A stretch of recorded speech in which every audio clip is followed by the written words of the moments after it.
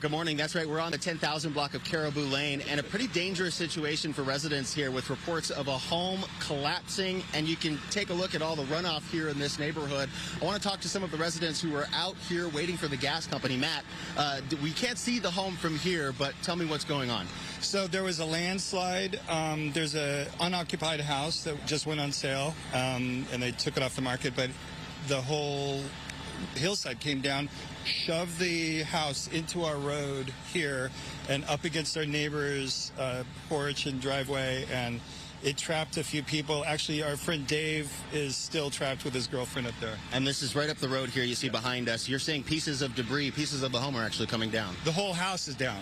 Yeah, and there was a piano in the street earlier. Yeah. Well, and Travis, let me ask you, you say you're part of the neighborhood council. You didn't get any warnings or alerts to evacuate. You all self-evacuated.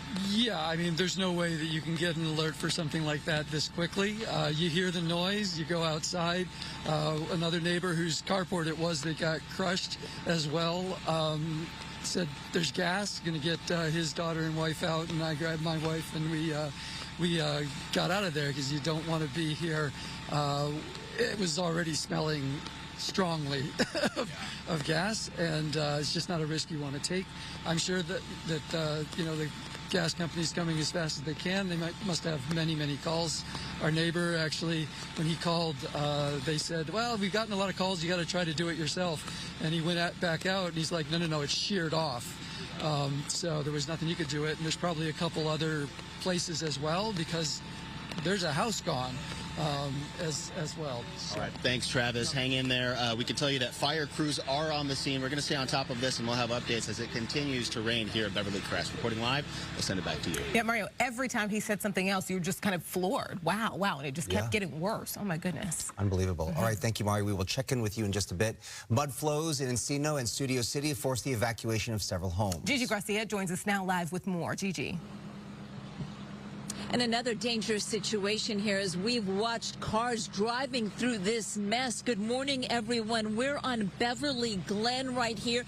You can see part of the hillside has come down. It's brought with it shrubberies, trees, and take a look at how fast the water is rushing down Beverly Glen. Now, cones are up on each side, yet people keep coming through the cones, and they've actually been driving through this mess. Very dangerous situation, and it's been a busy night. As you know, it's been raining for about 14 hours straight here in the San Fernando Valley. So let's go to Studio City near Fryman Canyon, where late last night, just before 11 o'clock, part of the hillside came down, collapsing and significantly damaging at least 2 homes and forcing the evacuation of 7 more houses. LA City firefighters helping 16 people and their pets evacuate the area, while the Department of Building and Safety was on the scene checking on the structural integrity of the homes affected. Meanwhile, take a look at this, a very similar scene on Boris Drive in Encino. This is between Zelza and Lindley, where the hillside shifted, bringing down someone's entire concrete driveway. The concrete, along with the mud and debris, breaking through the wall of the home there on Boris Drive, the mud flowing into the house, into several rooms. Thankfully, no one was injured, and not all of the homes were occupied. Now, it's been a non-stop night of emergency call for first responders like LA City Fire, who today are asking that if you don't need to be out and about in this mess, please stay home. To stay home. Stay home unless limit non-essential travel. It is safer inside. One of those things is the amount of rainfall, the low visibility, and then also the roadways of flooding. Just limit your chances.